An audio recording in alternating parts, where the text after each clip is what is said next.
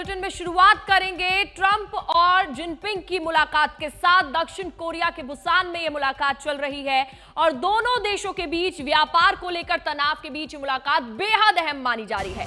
ये मुलाकात मुख्य रूप से व्यापार युद्ध को खत्म करने, टैरिफ कम करने और दोनों देशों के लिए फायदेमंद समझौतों को लेकर हो रही है।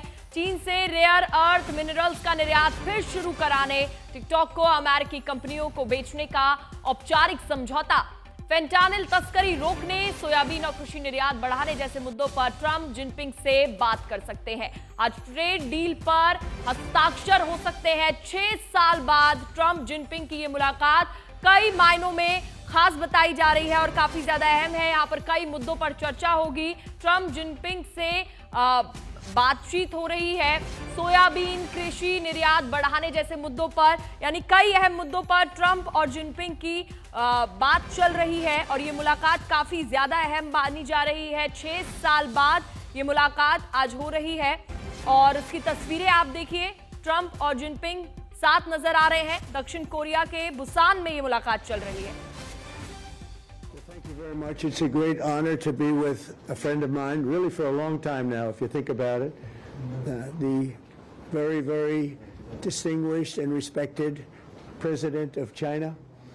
And we will be having some discussions. I think we've already agreed to a lot of things, and we'll agree to some more right now. But President Xi is a great leader of a great country, and I think we're going to have a fantastic relationship for a long period of time, and it's an honor to have you with us. Thank you very much. और इसी पर खास बातचीत के लिए हमारे सहयोगी प्रणय हमारे साथ जुड़ गए। प्रणय, 6 साल बाद ट्रंप और जिनपिंग की मुलाकात चल रही है, क्या अपडेट है?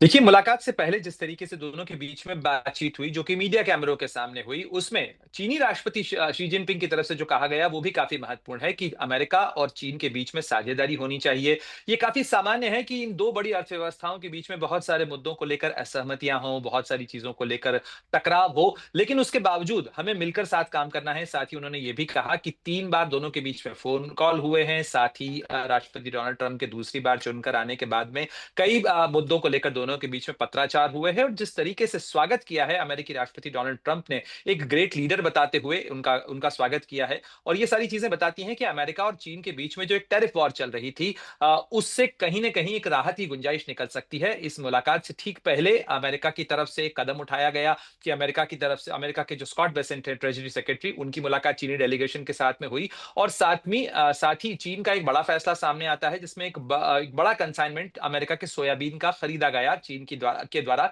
जो कि एक मुद्दा रहा है। साथ ही अब ये देखना होगा कि जो महत्वपूर्ण मुद्दे हैं, यानी चीन के उत्पादों पर लगने वाला टैरिफ, उसको लेकर अमेरिकी राष्ट्रपति और उनका प्रशासन क्या करता है, क्या कोई बड़ा आश्वासन दिया जाता है। दूसरा, फेंटेनिल को लेकर जो आरोप अमेरिका की तरफ से चीन पर लगाए जाते रहे, उनमें क्या चीन की तरफ से कोई बड़ा आश्वासन मिलता है, उसकी रोकथाम के लिए क्या कोई ऐलान होता है, क्योंकि ये वो सारे मुद्दे हैं पूजा, जो कि अमेरिकी राष्ट्रपति डोनाल्ड ट्रंप के चुनाव प्रचार से लेकर उनकी नीतियों में, उनकी डोमेस्टिक पॉलिटिक्स के लिए महत्वपूर्ण है। तो यहाँ पर राष्ट्रपति डोनाल्ड ट्रंप ये दिखाने की भी कोशिश करेंगे कि जो बिग G2 मीटिंग है, जिसे वो G2 मीटिंग कह रहे हैं, यानी 2 बड़े नेताओं के बीच की ये जो मुलाकात, ग्रुप ऑफ 2, ये ही ड्राइविंग इंजन है, ये बताने की कोशिश डोनाल्ड ट्रंप करते हुए नजर आ रहे थे।